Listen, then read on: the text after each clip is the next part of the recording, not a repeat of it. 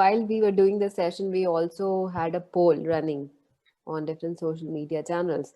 So the Mhm. question was, what are the possible reasons for not seeking clinical help in case of depression or anxiety? Mhm. And the highest answer is fear of being judged. So, what is your take on this? What message you want to communicate to people who are attending this session and watching on Facebook as well? Yeah. Uh, we would like to understand from you. Yeah. Yeah, thanks for the question. See, I think it's all associated to the stigma and mindset. So if I am today, so whoever's filled in the poll today, if they are at the receiving end, they might think that they are going to be judged by others. But if they are at the other end, they might be the people who might judge others. So I think we have to start normalizing mental health issues, just like in our normal talks we talk about the day-to-day stuff and politics and all. We have to start talking, oh, how are you dealing with this? My dad was ill, I felt anxious, I felt palpitations, this, that.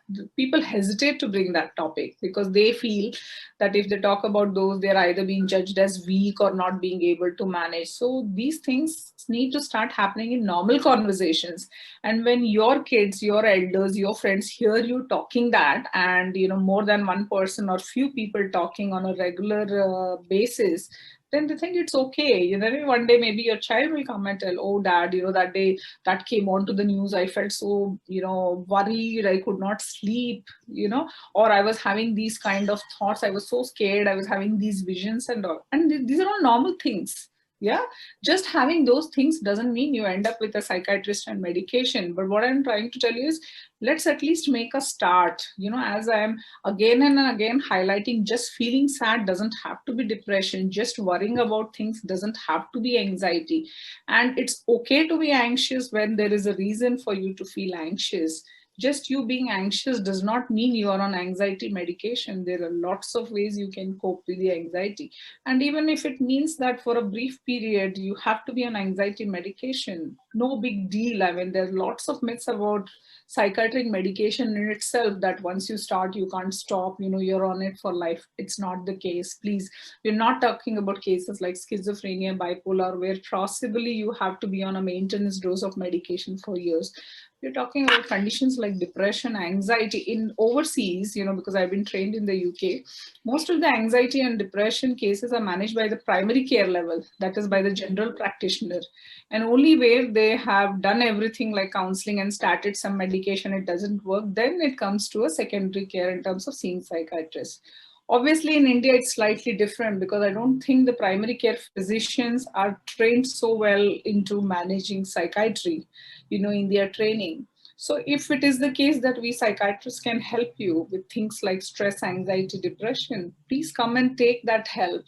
Do not judge psychiatrists as well. Not everyone's just going to end up writing you on loads and loads of medication. There's so many other ways we can help you.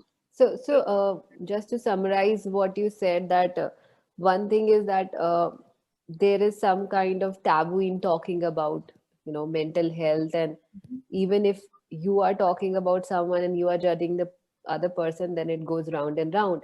And the second message, what I understood from you, is that it is okay to express yourself. There will be emotions which you feel are, will make others feel you're weak or you're vulnerable, but it's okay to talk about it to people you like or you love or you care about, whether it is fear, sadness, anger, or anxiety, or it goes opposite, whether it is love, care, or good emotions. Yeah. So overall, probably in our ecosystem, that conversation or expression of emotion is slightly missing, and people try to put everything inside themselves and not coming out and expressing it, which further enhances the problem. Yeah, and that's mainly because of fear of being judged, and that is what we have to work on. Just let's all of us start talking about it. Then it becomes the new normal. You know, Now many of them are kind of getting used to the fact that yes, COVID is causing anxiety, so they are more open. They are like, oh, I've heard lots of people with COVID are feeling anxious, so it's okay. I am also feeling that. Yeah, so somewhere, managing anxiety, people are actually open to it now because they are thinking it's not due to a mental health issues, but it's probably secondary to COVID. That's fine. but it's still anxiety and it If needs to be something is triggering it. yes, yes. So I think let's all start talking about mental health issues.